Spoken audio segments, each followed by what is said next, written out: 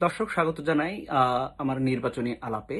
আপনারা যারা আগামীকালকে নির্বাচন নিয়ে সারা বাংলাদেশে উৎসব অথবা আড্ডায় মেতে উঠেছেন, তাদের জন্য কিছু তথ্য দিয়ে আমি সেই আলাপকে আরো প্রাণবন্ত করে তুলতে চাই। এ কারণেই আমার এই নির্বাচনী আলাপ। একটি তথ্য আমি এখনই দিতে চাই, যেটি আপনাদের পিলে চমকে দেবে বলে আমার মনে হয়। তথ্যটি কি জানেন? তথ্যটি হচ্ছে মাত্র 1% না, 1%-এর কম ভোটের ব্যবধানে 131টি ভোটের পার্থক্য তৈরি হয়েছিল বাংলাদেশের নির্বাচনে, এবং যে নির্বাচনের নিয়ে প্রশ্ন ওঠেনি।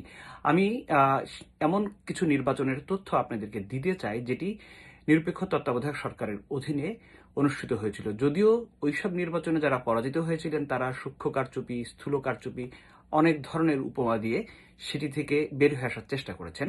আমি আপনাদেরকে বলতে চাই যে 1991 সালের যে নির্বাচন, 1996 সালের যে নির্বাচন, 2001 সালের যে নির্বাচন এবং 2008 সালের ডিসেম্বরে যে নির্বাচনটি অনুষ্ঠিত হয়েছিল, এবং প্রধান প্রতিপক্ষ বাংলাদেশ আওয়ামী লীগ এবং বাংলাদেশ জাতীয়তাবাদী দল বিএনপির মধ্যে যে হাড্ডাহাড্ডি লড়াই হয়েছিল, নির্বাচনের আগ পর্যন্ত বোঝা যাচ্ছিল না কি হবে, তেমন নির্বাচনগুলোতে শতাংশের ভোটের ব্যবধানে কিভাবে পার্থক্য তৈরি হয়েছিল আসনের, সেটি আসলে আমি বলতে চাই।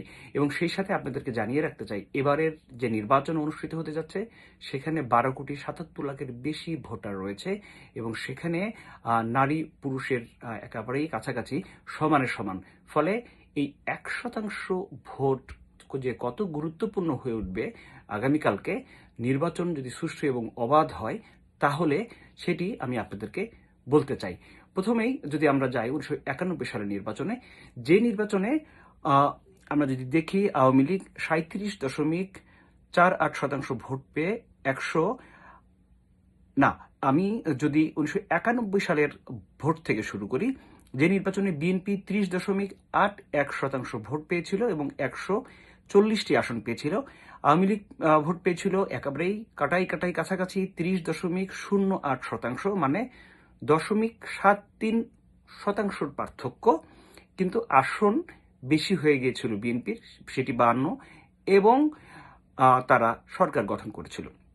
আমি যদি 96 সালের দিকে তাকাই, আওয়ামী লীগ ভোট পেয়েছিল 37.48%, তারা আসন পেয়েছিল 146টি। বিএনপি পেয়েছিল 33.62%, তারা আসন পেয়েছিল 116টি। মাত্র 3.86% ভোটের পার্থক্যর কারণে 30টি আসনের ব্যবধান তৈরি হয়েছিল। আপনারা জানেন সেই নির্বাচনে আওয়ামী লীগ সরকার গঠন করেছিল। এবার যদি আমি যাই, যেটি বলছিলাম যে ঐতিহাসিক একটি তথ্য আপনাদের সামনে তুলে ধরতে চাই, সেটি হচ্ছে 2001 সালের নির্বাচনে, যে নির্বাচনে আওয়ামী লীগ 40.13% ভোট পেয়েছিল এবং তাতে তাদের আসন হয়েছিল 62টি, আর বিএনপি 40.97% ভোট পেয়েছিল, যাতে তাদের আসন হয়েছিল 193টি। আপনারা খেয়াল করুন, মাত্র 0.84% ভোটের ব্যবধানের কারণে 131টি আসনের ব্যবধান তৈরি হয়েছিল, এবং অবধারিতভাবে বিএনপি সে সময় সরকার গঠন করেছিল।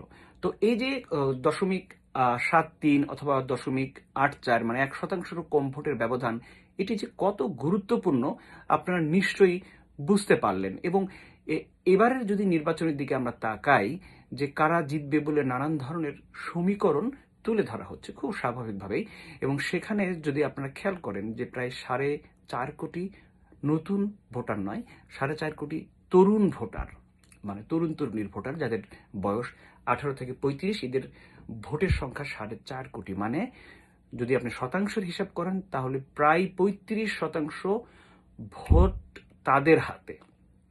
ঠিক আছে? এবং আপনি যদি টোটাল ভোট হিসেব করেন 12,77,00,000, যেটা আমি বলছিলাম, তার মধ্যে কিন্তু নারীর যে ভোট, মহিলা ভোট, সেটি 6,28,00,000, মানে প্রায় সমানে সমান। ফলে আগামী নির্বাচনে কে জিতবে, এটি যে কতখানি নারী ভোটের উপরে নির্ভর করছে, সেটি কিন্তু সহজেই অনুমেয়। এবং আমি যদি আরেকটু বিশ্লেষণ করি, যে এই যে 4.5 কোটি তরুণীর ভোটার বললাম, এদের মধ্যে কিন্তু গত 3টি নির্বাচনে ভোট দিতে পারেননি ভোটার হওয়ার পরও প্রায় 2 কোটি। তাদের মধ্যে অনেক বেশি আক্ষেপ আমরা সে সময় গণমাধ্যমগুলোতেও দেখেছি।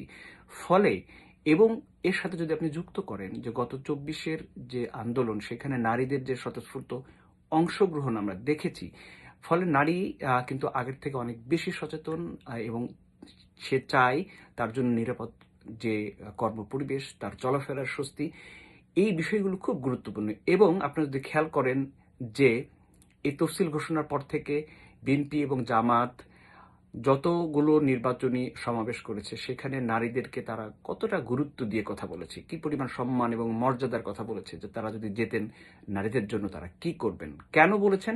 এই যে শতাংশ, যদি 0.73 অথবা 0.84% ভোটের ব্যবধানে সরকার গঠন হয়, সেখানে প্রায় অর্ধেক ভোটার নারী, এবং ওই 4.5 কোটির মধ্যে যদি আমি ধরি যে 35% ভোটারের মধ্যে যদি কমপক্ষে 18% বা 15% তরুণীর ভোট, সেটি যে কত গুরুত্বপূর্ণ আপনারা বুঝতেই পারছেন। ফলে এই যে আগামীকালকের যে ভোট অনুষ্ঠিত হতে যাচ্ছে, যদি সেটি সুষ্ঠু এবং অবাধ হয়, সেখানে অবশ্যই নারী এবং বিশেষ করে তরুণী ভোট অনেক বেশি গুরুত্বপূর্ণ হবে বলে নানান ধরনের বিশ্লেষণ রয়েছে।